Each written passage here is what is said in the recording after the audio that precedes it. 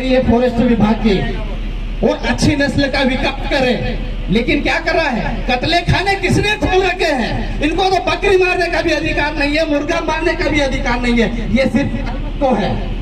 लेकिन बताओ इसके लिए कितने आंदोलन चले, कितने कार्यालय को घेरा, कितने एसपी को तुमने सस्पेंड करवाया, कितने जजों पे कार्रवाई करी? ये साले सब उल्टा नहीं करते हैं क्योंकि इनको मालूम ही नहीं है कि ग्राम सभा के जो लोग होते हैं। अभी एक बात बताओ मुझे, हमारी माता बहनों के साथ में या भाई बंधु के साथ में जैसे हमारी जमीन का विवाद हो जाता है, तो जमीन का बंटवारा करने के लिए कभी कोई तहसीलदार आया क्या?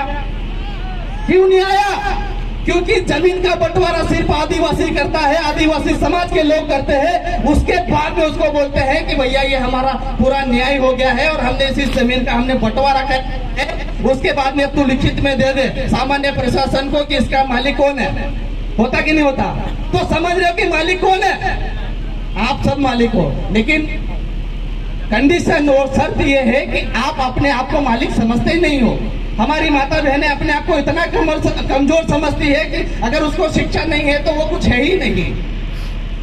हमारे भाई को कोई बिलड़ा बोल दे या कोई कुछ भी बोल दे तो वो अपने आप को ऐसा, अरे यार मैं तो हुई ऐसा, अरे वही मारने लग जाओ, आपको कोई नहीं कुछ नहीं कर सकता। क्यों? क्योंकि आप मालिक हो और मालिक को मालिक जैसा व्यवहार करना पड़ेगा। नहीं तो हमारे बीच में ऐसे कई महानुभव बैठे हैं, ऐसे कई दिग्गजधारी नेता बैठे हैं, 70 साल से यही सारी चीजें चलती आ रही, लेकिन आदिवासियों का उद्धार नहीं होता है और उल्टा उनको और गड्ढे में धकेलते जा रहे हैं। हमारी शिक्षा छीन ली, हमारी अर्थव्यवस्था छीन ली, हमारी जमीन बची उसको भी छीन ली, और अभी थोड़ा बहुत धंधा पानी करने के लिए क्या तो मोवे हमारे खेत के मेड़ में बचे हैं उनको भी धीरे धीरे खत्म कर दे, हमारी रोजी रोटी छीन ली। अब बताओ हमारे पास ऑप्शन क्या है कुछ ऑप्शन? कोई ऑप्शन नहीं छोड़ा है।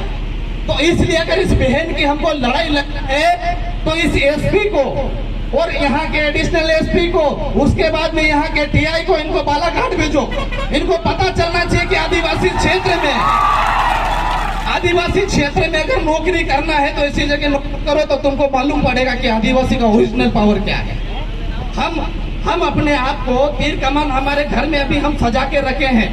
हम चाहते नहीं है कि हमें इतना मजबूर मत करो कि हम इन चीजों का इस्तेमाल करें।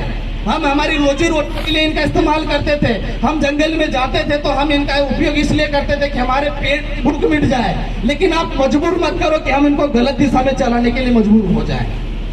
आपको मालूम होना चाहिए कि जितनी शोभा खेड़ी में कच्ची दारू नहीं बिकती, इससे ज्यादा हर एक दुकान पे डायरिया मिल जाएगी आपको। बताओ शोभा खेड़ी में आपने कितनी डायरिया पकड़ी? नहीं पकड़ी। हमारी बहन ने आपको ये भी कहा कि मैं आपको इस गांव में कहाँ दारू बनती है वो भी बताऊंगी, लेकिन इन्होंने एक भी नहीं सुनी और उसके साथ में हाथापाई करी और यहाँ